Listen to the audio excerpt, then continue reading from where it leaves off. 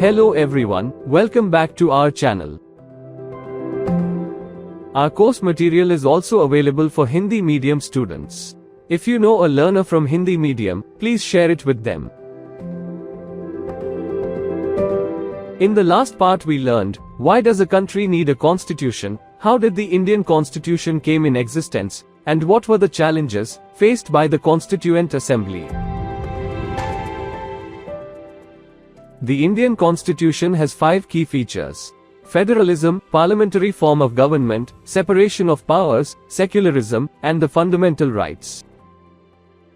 Federalism. Federalism refers to existence of more than one level of government in the country. In India, we have governments at the state level and at the center level. Panchayati Raj is the third tier of government.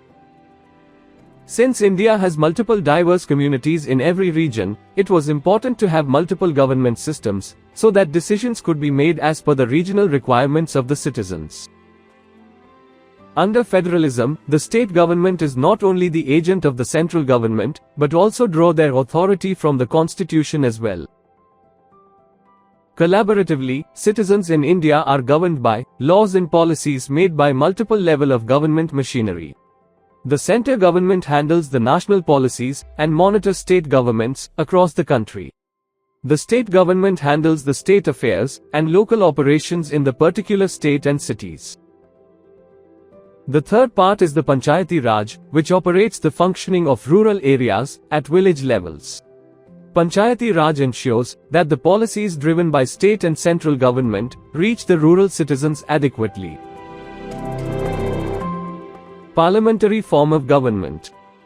The different levels of government consist of the representatives who are elected by the people. Constitution of India guarantee the citizens with universal adult suffrage, which means the right to vote. The Constituent Assembly felt that giving citizens a right to vote will promote the democratic thinking and will help break the traditional caste, class and gender differences in the country. They also felt that every citizen will be able to vote, irrespective of the background, and can also contest in elections, and these elected candidates will be accountable to the citizens. Separation of powers. Just like the multiple levels of governments, every government has 3 organs: the legislature, the executive, and the judiciary.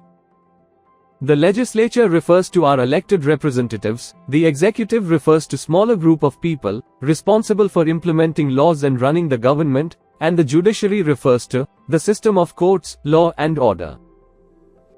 In order to prevent the misuse of power by any one branch of government, the Constitution says that each of these organs should exercise different powers.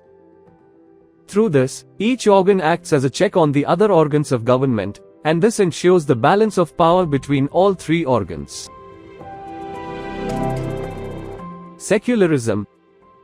A secular state is one in which the state does not promote any one religion as the state religion.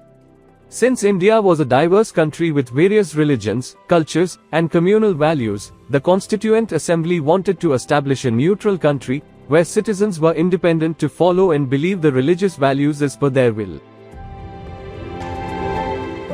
Fundamental rights. Fundamental rights have often been referred as the conscience of the Indian Constitution. Under the British rule, Indians were ruled as per the British norms. The Constituent Assembly wanted to ensure a set of written rights that would safeguard the citizens against the misuse of power in the independent India. The citizens of India have 6 fundamental rights: right to equality, right to freedom, right against exploitation, right to freedom of religion, cultural and educational rights, and right to constitutional remedies. First, right to equality. This means that all persons shall be equally protected by the laws of the country. It also states that no citizen can be discriminated against on the basis of religion, caste, or sex. Second, right to freedom. This includes the right to freedom of speech and expression, the right to form associations, the right to move freely and reside in any part of the country, and the right to practice any profession, occupation or business. Third, right against exploitation. The Constitution prohibits human trafficking, forced labor, and employment of children under 14 years of age. Fourth, right to freedom of religion. Religious freedom is provided to all citizens. Every person has the right to practice, profess, and propagate the religion of their choice. Fifth, cultural and educational rights.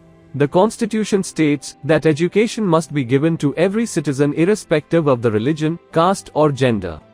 It also states that every citizen has a right to preserve their culture and can set up their own educational institution in order to preserve and develop their own culture.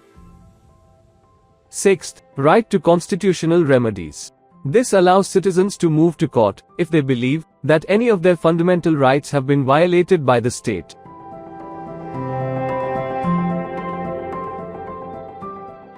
The various minority communities also expressed the need for Constitution to include rights that would protect their groups. The Constitution, therefore, also guarantees the rights of minorities against the majority.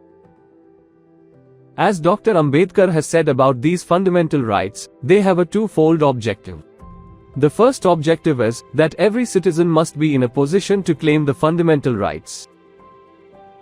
And secondly, these rights must be binding upon every authority that has got the power to make laws. In addition to fundamental rights, the Constitution also has a section called Directive Principles of State Policy.